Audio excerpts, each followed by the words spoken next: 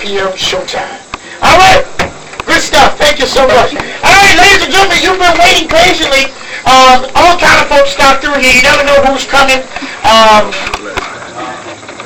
But Chris Dorsey, you've waited so patiently. And I'm going to... You want to come on in? You got the number for the superintendent? Oh, okay. That's even better. By the way, Shay Brown just walked in today. Today your birthday. Happy birthday, sir. I want to wish you a happy birthday, Dave. You're 60 numbers right.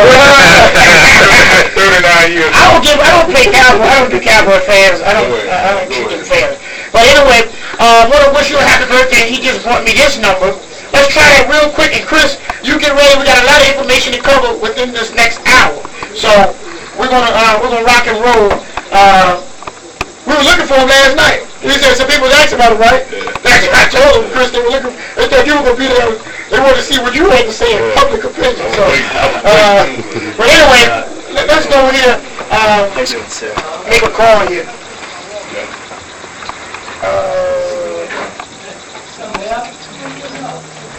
All right, let's see what we got. Y'all hold on.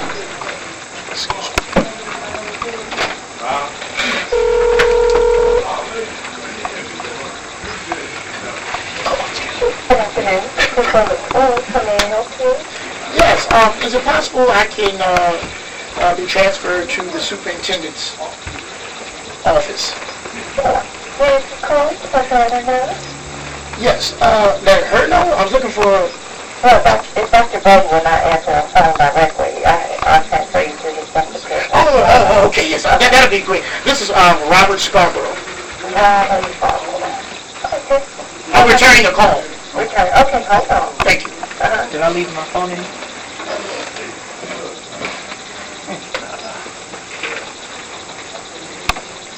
You don't.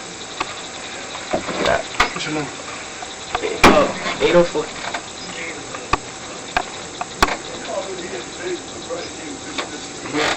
Oh, 938. It's a new one, my bad. I can't. Alright, let me Take the card in.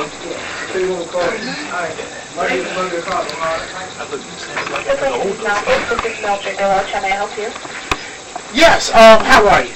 I'm good, how are you? All right, my name is Robert Scarborough. I'm actually calling from the radio station, and a message was left for me, I believe, from Dr. Benton, and or left for the station in reference to him possibly sharing with us and kind of giving a rebuttal to some things that have been out in the public regarding the school board. I wanted to just let him know that I got his message and that I'm pleased and honored that he would call us, and hoping that he would come and accept an invitation to share on our radio program with all the public, everyone, all the children and parents who listen to our program. We would love for him to come and share with us. What would I need to do to speak to him? Is it possible to speak to him? Which station, or is it the radio station? Yes, WCLM, 1450 AM. Okay. Can you hold on 1 moment? Thank you. Wait there, you know. Go.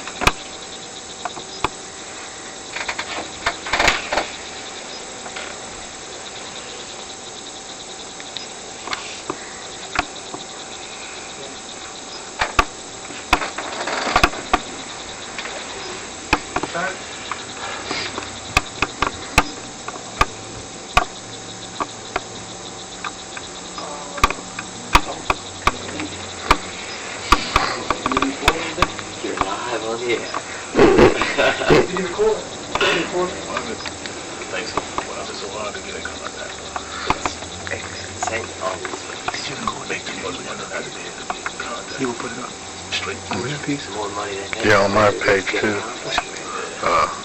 LordNalga.wordpress.com. yeah, you can get it through Chris. If you go to Chris, tell him to go to Chris's. Yeah.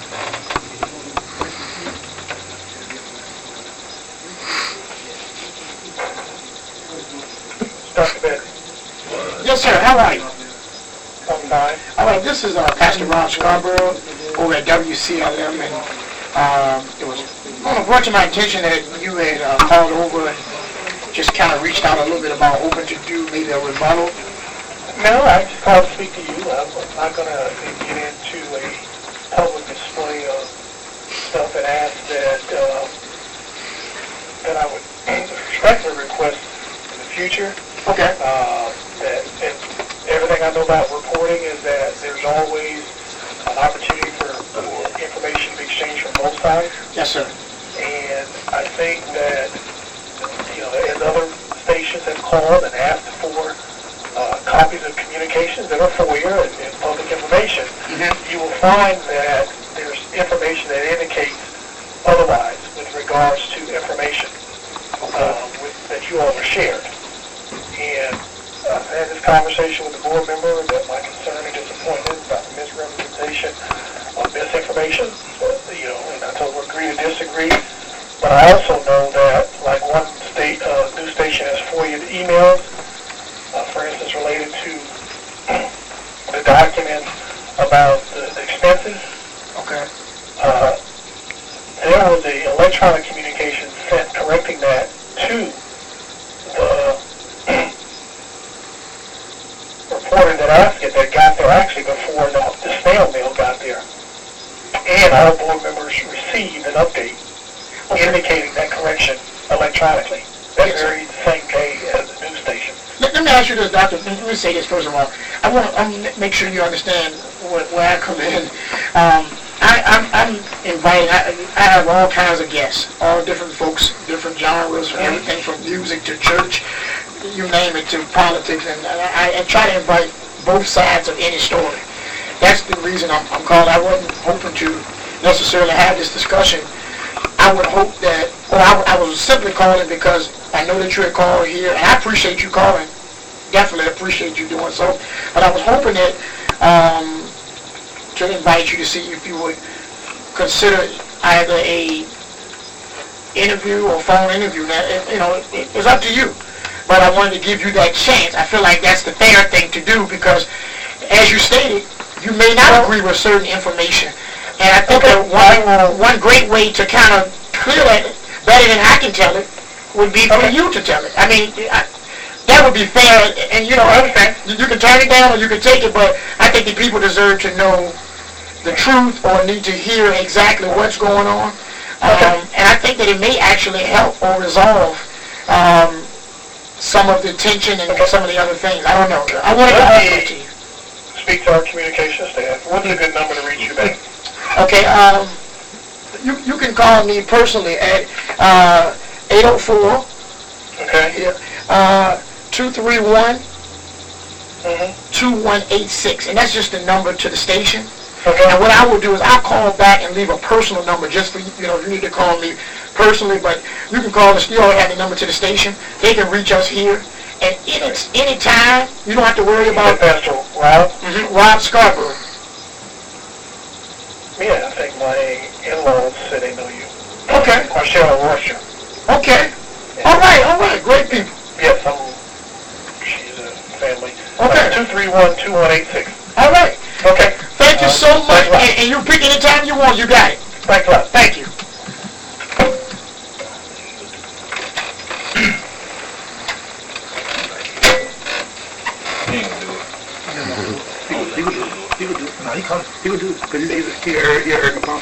Ladies and gentlemen, give me 20 seconds. I'm cutting all the mics out to say that. Hear what? If we don't want to hear it, we just don't blow it. I ain't gonna say no more about it. I want him to come. Right. Because we scared him off. He come, that's it. Right. He come. He knows somebody's passing. All right, we're back, ladies and gentlemen. Before we get going, what we got today? Any more news, anything I need to know about last night? Later. Okay, not today. Fine. All right, ladies and gentlemen, we're going to switch over. I got all kind of people coming through and coming around. Somebody just put me a check. See, when you give, it come back to you. I gave that boy $50, and it's coming back to me. And I'm going to take 50 of this and bless somebody else. Amen. And it's going to come back again. Yes. It works. I'm telling you. Amen. I don't know that boy from a man on the moon. Amen. But I just believe he's a good kid. I just believe it. Amen. So, now with that being said, Chris. 3 days. Let me say this to everybody listening. Get out your notebook pad now and get ready because we're taking a break from politics after today. We are. We're taking a break. Everybody out there listening, we're taking a break. So next Tuesday we won't be here sharing with Chris. Chris will be back. Because anytime I invite Chris, he comes. He never turns us down. And he loves to interact and give information. And I say it behind your back, I say it to your face. I'm not sure, Chris, if you're actually what they say you are. Whoever they are. If they say you're crazy, I'm not sure. You're not sure about me. We don't know each other that well. But what I can say is this. I believe that what you have said on this show thus far, I found the information to be truthful. And I like truth. I really do. And if it comes out of the mouth, or if it comes out of a donkey, if it comes out the back of an ass, I'm all right with it. Because it's truth. And sometimes I just rather hear it from an ass than hear a lie from a British brother wearing crook. Right. I don't want that. I want truth. Would I take the same approach as you in many things? No. No, I ain't doing that because they're going to kill. Listen, they'll find me black and face down somewhere dead. And I know that. But I admire your boldness. You're one of the few people I would say is bolder than I am. I can't say that about any preacher. And you are. So I want to just say thank you for the time you and Glenn have spent. Glenn, I hope you're feeling better. And I want to thank everybody that's here. Chris, you put something crazy up on Facebook, man. Got me scared.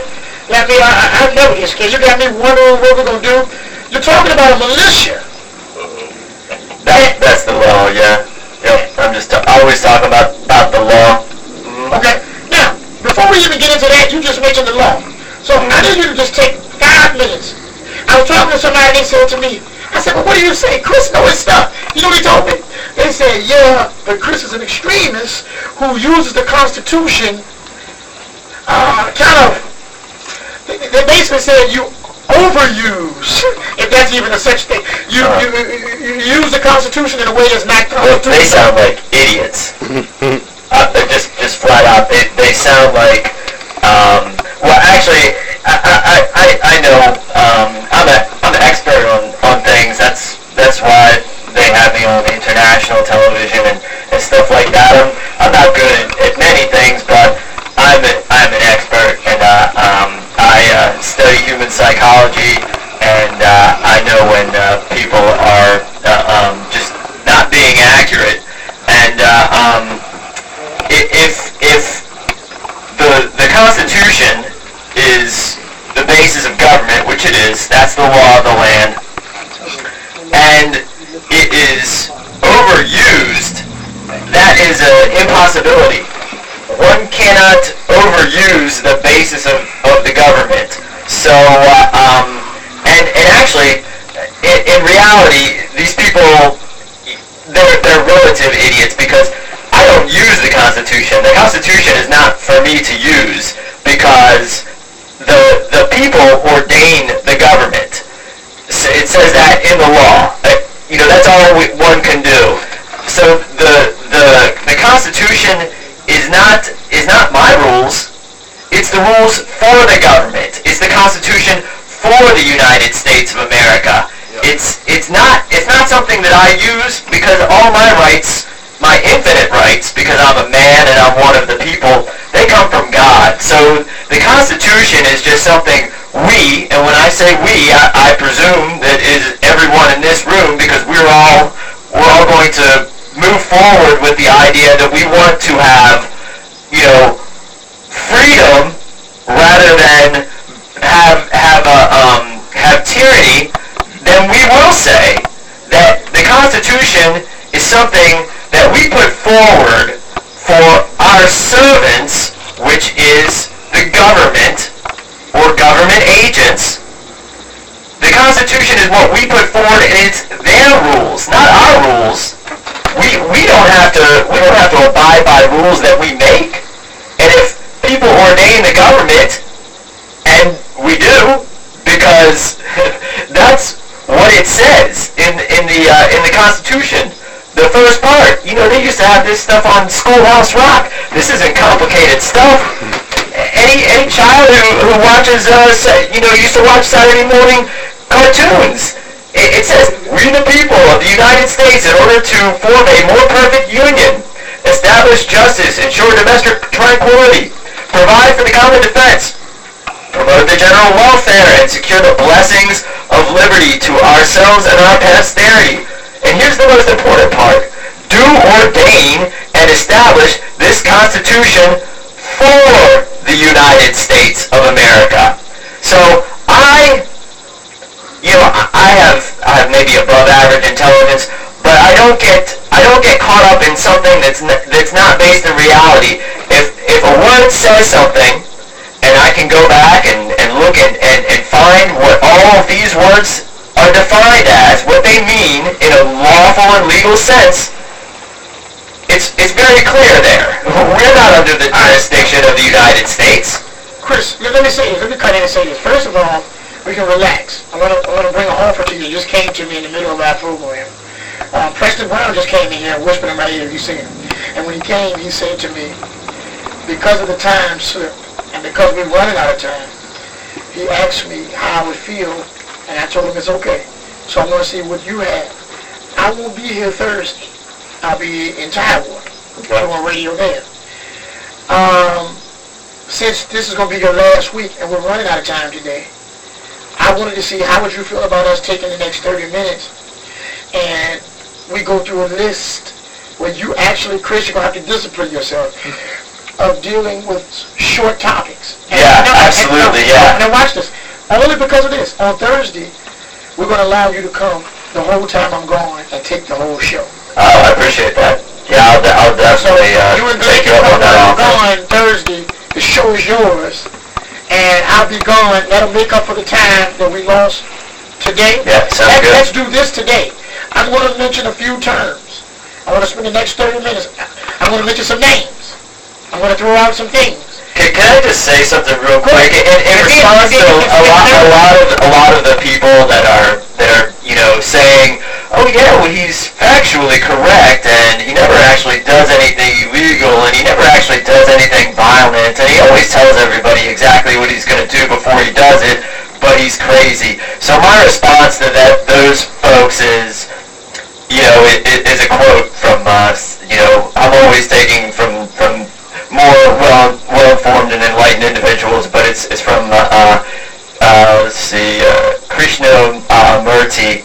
It says, "It's no measure of health to be well-adjusted to a profoundly sick society." So that is my response to pretty much everyone who comes forward with that. Just in a quick nutshell, it is no measure of health to be well-adjusted to a profoundly sick society. So if I'm crazy by societal standards, or they think that I have oppositional defiance disorder or some other made-up psychological Freudian, Khazarian, Jewish Bible nonsense, that's all I really have to say. So, let's So Thursday, y'all to be here in my absence, and they'll make sure you get straight here, make sure you get on the microphone. The show is yours, and that'll be our last day, at least for now, probably to maybe going into the new year. But I wanted to do that because I know you was forming your militia, and it'd be good for two reasons. Number one, I won't be here, so whoever comes to rush in here, they won't get me. I'm joking. But number two, that will give you an opportunity to tell people why again in a nutshell. Which means, Chris, I'm gonna tell you, you're the person, you're bolder than I am, but you're also you're more long-winded than I am at times. So and I know why. It's because of so much information. It's hard to I know that. I've been there. What I want to do today is I want to finish this show out over the next few minutes, and I'm going to throw out some terms. I need you, sir. I'm going to time you to keep each one of them under 5 minutes. Yeah, that'll And I work. will interrupt you. But Yes, sir. 5 minutes. I'm going to throw out some terms, and I want to hear what you have to say about it. Both local, if there's a local and a national, I guess, perception of Connection, it. Right, yeah. connection. All right, so if you're okay, let's begin now. All right, first, let's get it going. Homosexual agenda. Okay. Yeah.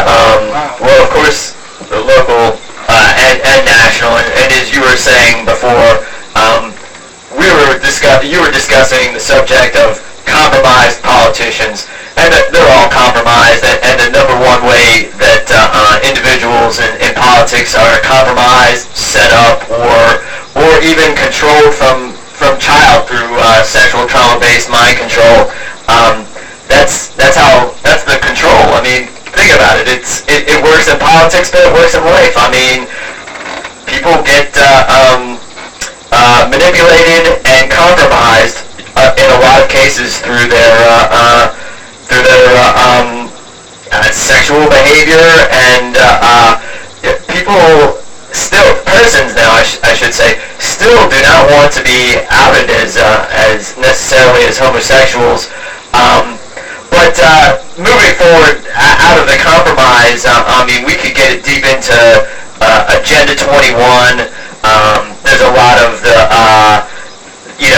depopulation conspiracy that goes along with the homosexual agenda, because, if man and woman don't have sex, there's really no children. I mean, science has made it so that that's not necessarily the case.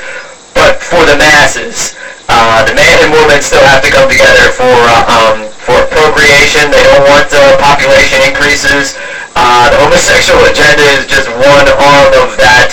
But in a lot of cases, I would say the majority of our elected officials and the majority of who runs Hollywood, and I would say the vast majority of that, the news media, local, national, international politicians, there is a very high percentage of homosexuals involved in every level of politics, in the media, and even the police force. There's high-ranking officials who are homosexuals and push forward the homosexual agenda. If you see me in a video with the current so-called police chief, what's that guy's name? Tarasovic. The place I was at the Pride rally at Canal Plaza, which is city property. The police chief was there. I was there campaigning because wherever the biggest crowd of people around Richmond was every single day during the campaign, that's where I was until I found a bigger crowd. And those homosexuals, they didn't vote for me. They voted for somebody else. They voted for one of their own. And actually, there were a couple running. But the thing is, There were a couple of homosexuals running against you? well, I would say that there's so much homosexual activity going on at the jail that one could not categorize anyone who had anything to do with that current jail as anything other than homosexual. So what I'm saying is, homosexual is maybe just one part, because the people in a lot of cases in politics, they're trisexuals, meaning they will try anything. Like little boys, little girls, men, women. They have to dominate. This is about the domination, and there's nothing more, dominant. We got 2 minutes on this topic. Okay. Then always getting someone to submit to another's will sexually. So yes, this is about. How does Obama play into that in his last minute? Okay, Obama's Barry Soetoro, Bathhouse Barry. He's clearly a homosexual. Well, Barry Soetoro, when you say that, what are you saying? I'm saying that there's a individual or a character named Barack Hussein Obama, which is not the name originally that Barry Soetoro, who is what we know as Barack Obama, went by. His all his identifications. It was Barry Soetoro, and he's a member of Man's Country, which is a gay man's bathhouse. Man's Country Hey, research in that. Chicago. Man's Country. Can you Man's Country, research that. Wayne Madsen broke the story, but many people, and also Rahm Emanuel is pretty much Barry's handler, and that gets back into every one of the conspiracies when you talk about, IDF veteran Rahm Emanuel, homosexual Rahm Emanuel. Fascinated for looking at that information. Oh, actually, I have gotten crazy computer viruses looking into that particular subject, and people flip out about that, but again, I'm always packing, so. I just researched real quick. I pulled up for anybody that wants to do it, to try it. And this is not just like some rinky-dink site. I'm looking at, okay, actual media. Look at this, Washington. Huffington Post, Huffington, yeah. right, look at Huffington. It says, the Wayne Madsen report, let me see, Rents.com as well. Man's Country Club in Chicago, located at 5015 North Clark Street. The phone number, we can actually call to the Man's Country Club in Chicago. A private membership for men 18 or years older, Man's Country Club is a clean, safe place for men to hang out who share the same interests. Watch porn. Right. And 11 party. And play. Yeah. I'm reading this right. Watch porn and play. The club's motto, play hard, play safe. And the logo is leave a little doubt. And there's a picture of a man with his butt out. Mm-hmm. Obama and Emanuel, there's a name you mentioned, Right. members of the same gay bathhouse in Chicago. Wow. I guess that explains why when he was running for office and I came on the radio and said he just took $100 million from the homosexual community, and everybody got mad with me, I said he's going to have to pay them back. But nobody listened to me. Next time. He is them. He is them. Right. So that makes perfect sense. Ebola. Okay, yeah, let's get into some Ebola. It's hard to figure out where to start, but let's start with, it's, just what I know, what we know about Ebola and when it came to the United States, when it was manifested in the United States.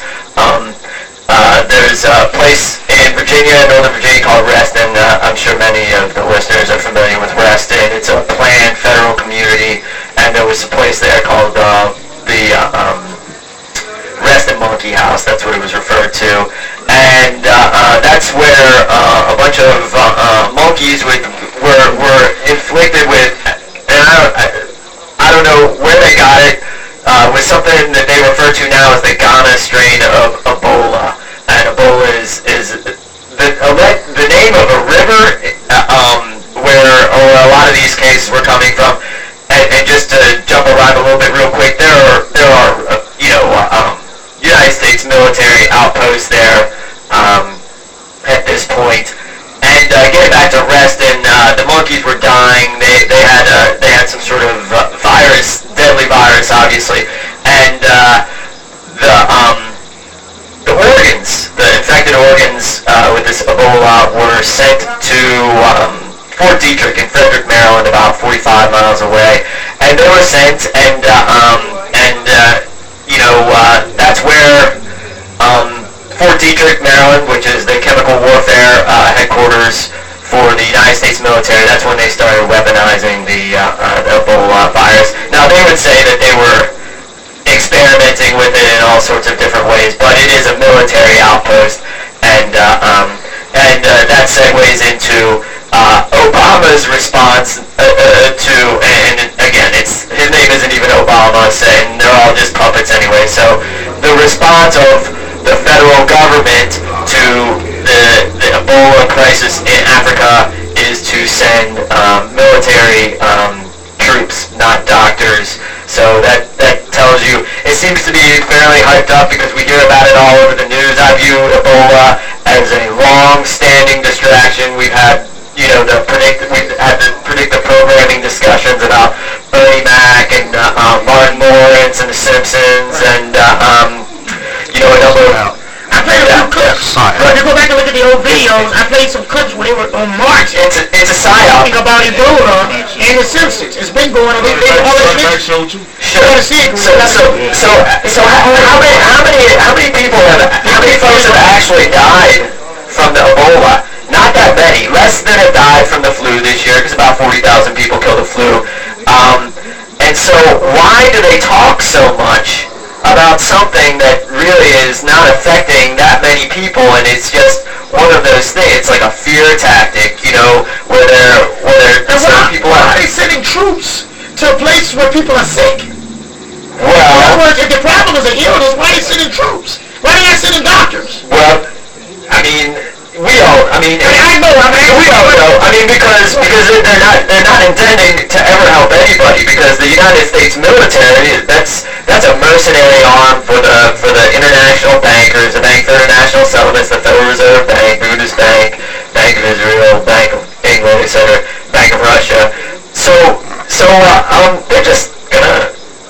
Well, they're going to do what they do. They're going to go protect the resources of the Bank for International Settlements, and they're going to kill people. Wow. So, and they're going to be carrying guns. I mean, not the kind of gun that I carry around. So they're going to be doing some damage, and it's all part of a grander scheme of looking into interests. The AFRICOM, something called AFRICOM. Now there's NORTHCOM, AFRICOM, CENTCOM, and that's SOUTHCOM.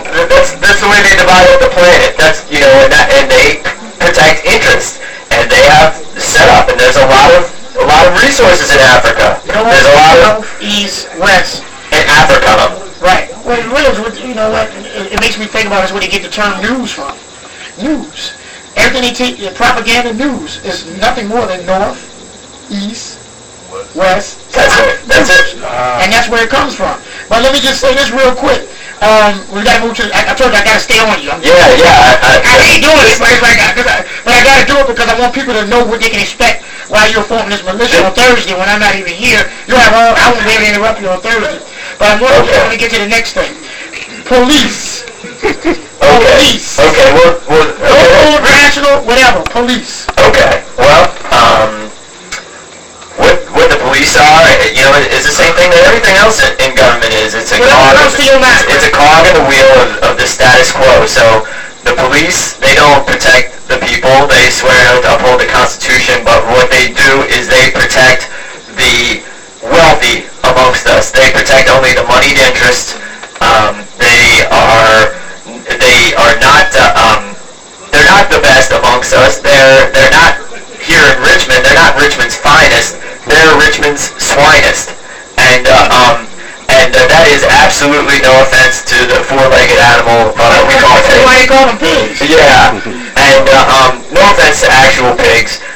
The police in general, they have a limit to how high their IQ can be in order to serve in Say that again. Say that again, Chris. Okay. The police, their IQ, it can't be too high. It cannot be too high. There's a cap. Cases. There's a cap Or for how too smart to be a intelligent. police. Right, and I would say that there's also a cap on how moral a one would be, because the police are nothing but order followers. They're Blue Lodgers. They're on the square. They're initiated into masonry, but they're on the square, and they can't really get any higher. They're just kind of the street gang, road pirates for whatever the establishment status quo is, and whatever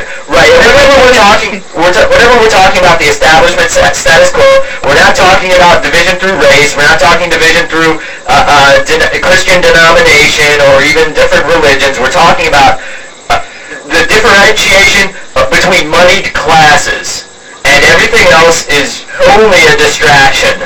And that's where the constitutional aspects of what we're talking about come in, because everything in society is controlled by money. The police are paid with Federal Reserve notes, and they really are mostly out of control, unintelligent,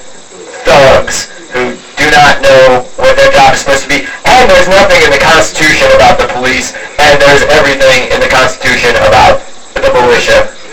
Are you aware that in places right now, a lot of y'all don't know this, that in, I believe it's London, for example, the police don't even carry guns.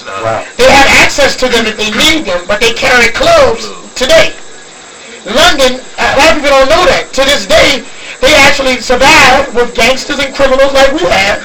All kinds of things going on, but they don't have guns. And I thought that was interesting just to bring up, Chris, when you're talking about police and them not being intelligent, because I'm noticing a rising amount of media showing police beating the living hell out of everybody.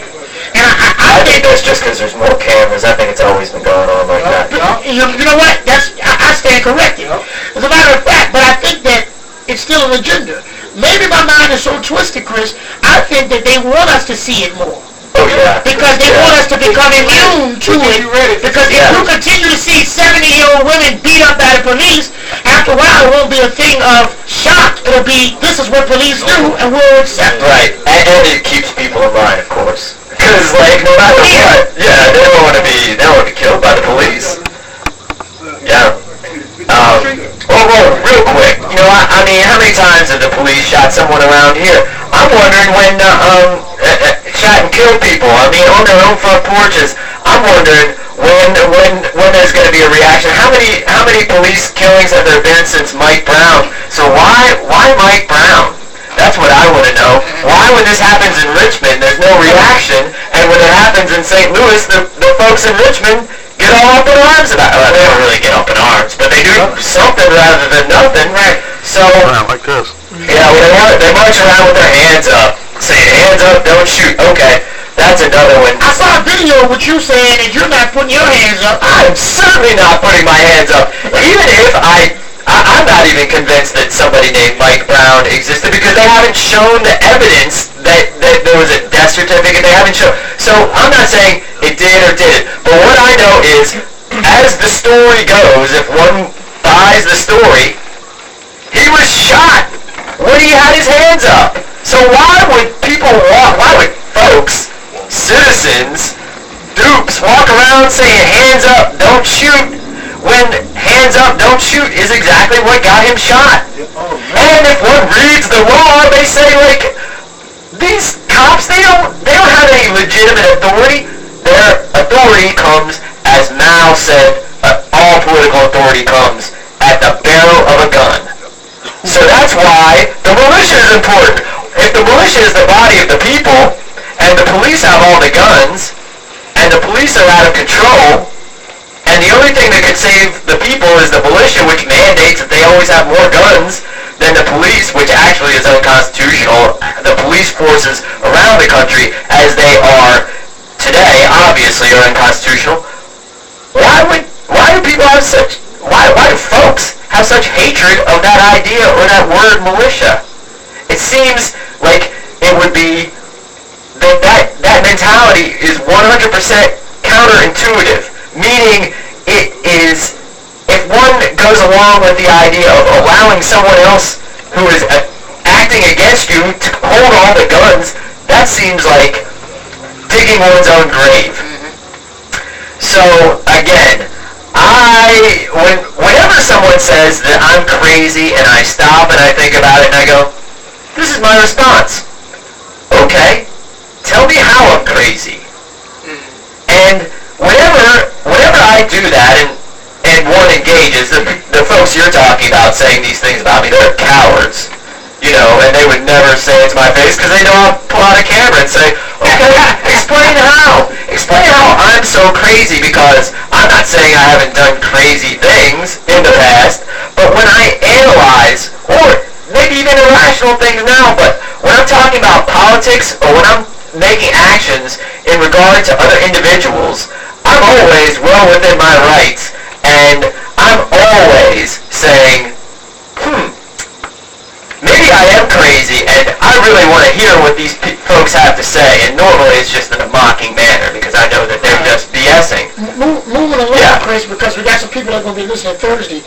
Yeah. I usually could care less about this topic. I'm going to be honest with you, but I'm going to do this for those who are listening, and I know this is something that you you have strong convictions regarding. Could you just take 2 or 3 minutes and talk about D.C. and what they recently did regarding cannabis? Okay. Yeah, well, the District of Columbia, real quick, is not part of the United States. It's a city-state like the Vatican and like the what they call the Crown of London. So, D.C. said they decriminalized a plant that grows out of the ground that has been used as a medicine since the dawn of humanity. And what I say to D.C. and the individuals who run that, and I do have some of my best friends that live in Washington, D.C., but for the individuals, government agents, and so forth, I laugh at them to say they decriminalized, cannabis, because we established before that they run, child prostitution rings out of the White House. So, do a Google search for Franklin scandal, and every form of sick behavior, it's pretty prevalent around the country, but it happens in D.C. I would say at a higher percentage. Help me understand something, Chris. This is an honest question I have for real. And that is this. So they legalize, whatever that means, marijuana in D.C., but it's still illegal to sell it. Is that Right, well, okay, we can go back to cannabis has only been unlawful it's been unlawful, it's always been lawful, and it's only been illegal, unconstitutionally illegal, for, I think since 1937. I think it was the 1937 Tax Stamp Act. And basically, there was no federal laws against cannabis, and there were very few state laws against cannabis. And really, it was targeted allegedly because a lot of Mexicans used it, and a lot of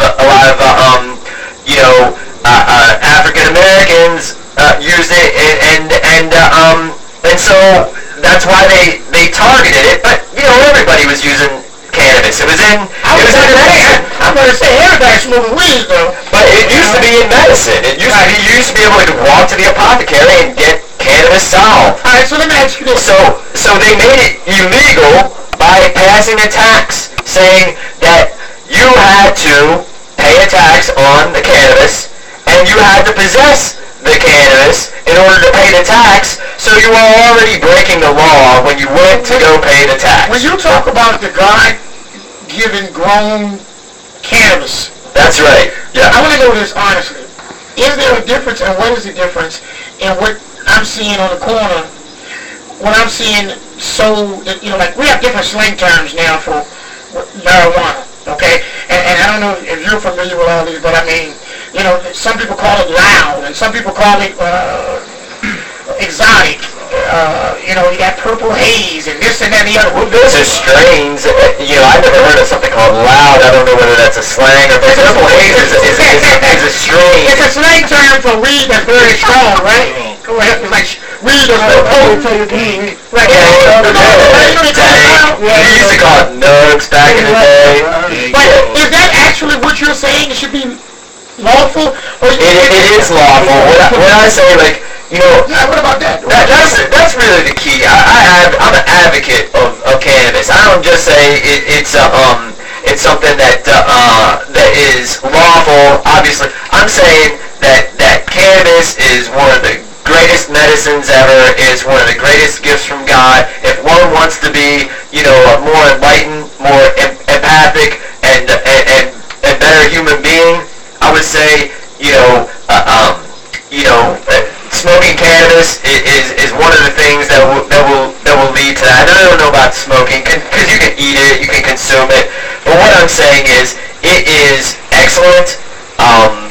If one were to ask of one tool that I would use that makes me an effective thinker, communicator, etc., if I am one, or whatever it is that I do well, I credit cannabis, because it's created by God. It's not created by man. Is the stuff that these guys are selling on the street, is that what you're talking about? I have to smoke it. So if folks would like to bring in samples and And so also what I'm saying is, I absolutely, the greatest thing that, Okay, everyone here, please. yeah, I'm just kidding. Lady Chris. Yeah.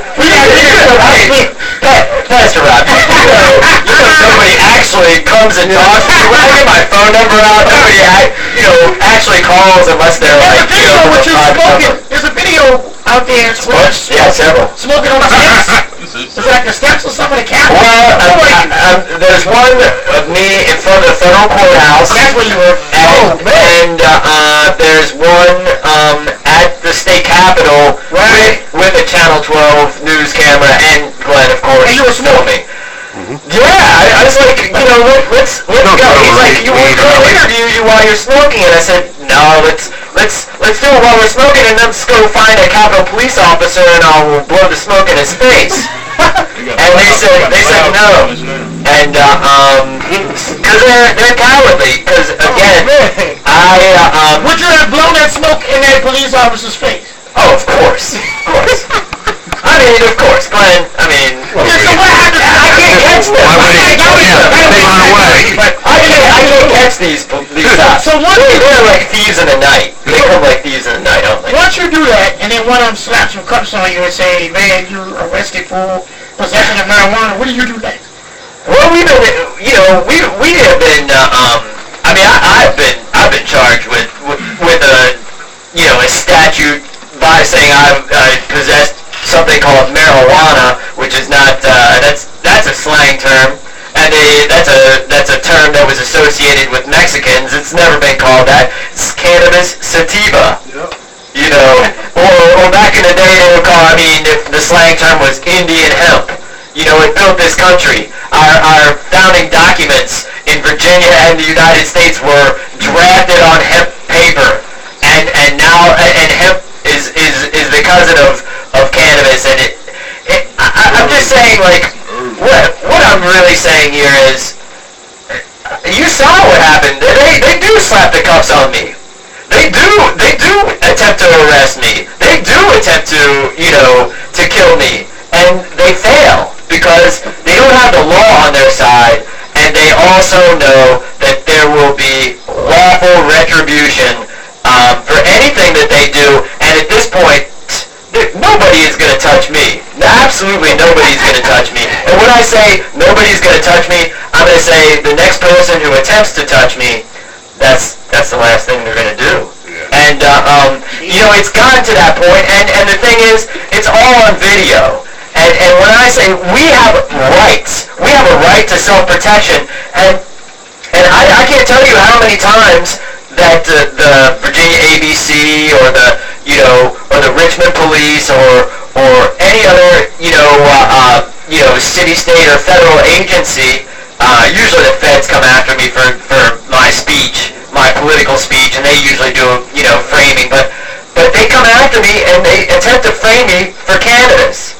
And they always fail. They fail time after time. But what they don't fail to do is to injure me, put me in handcuffs, unlawfully detain me, sexually assault me, because most of these police are latent homosexuals, and if they're not, they need to stop grabbing people's packages and being like, rapey and overseeing so much gay rape. That's all I can say is, like, these police, just to answer the word association, when I hear the word police, the initial thing I think is dishonorable.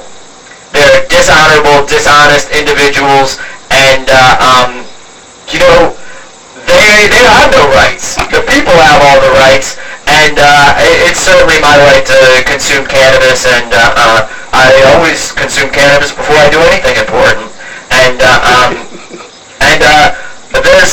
give a shout out to a couple folks, Chris Bruce and John Venuti, and I'll say, man, I haven't forgotten about what you guys did to me. These are what you would call cops, and I'm like, man, you're not gonna get away with it. You're not gonna get away with it. There's a video posted last night. Yeah. With you having a conversation. Oh, with Steve Drew. Matter of fact, I saw you. I was coming into the school board meeting. Yeah. I was outside. You were leaving. Right. And You were just finished having an interesting conversation with a major. Yeah, right. Well, I basically, Steve Drew, I first knew Steve Drew as the second liaison to the Occupy Richmond movement, and many of you know Steve Drew as a TV spokesperson. Whenever there's a murder, Steve Drew will tell everybody crime's down and things aren't so bad and the city of Richmond's great. You said that yesterday. Yeah, he said it outright. Well, that's his talking point. They have to stick to their talking points, because they're not going to engage in what we're saying. He engaged a little bit because I wouldn't let him. You see, what I do is I go farther than other folks go because they're comfortable talking in a certain area. And that area is something I go beyond. I don't care that he thinks it's going to be cold or that he acts like a nice person. That is a phony. That guy is a phony. He's a liar. I'm catching him in lies all the time. The video, he's been featured a number of times, and if one goes back and looks at the videos that I made with him before this, and then listens to what he says, they'll find that whenever he's not talking nonsense about baseball or the weather, that he is all the time lying or, taking my words that he's clearly hearing and saying, oh, you're going to have to slow down. I'm not going to argue with... Besides that, when he's actually saying words, he's lying. And basically last night, I said that the police are unlawful and that they protect the interest of... And he was and specifically him and the Richmond police were prostitutes for the Federal Reserve Bank.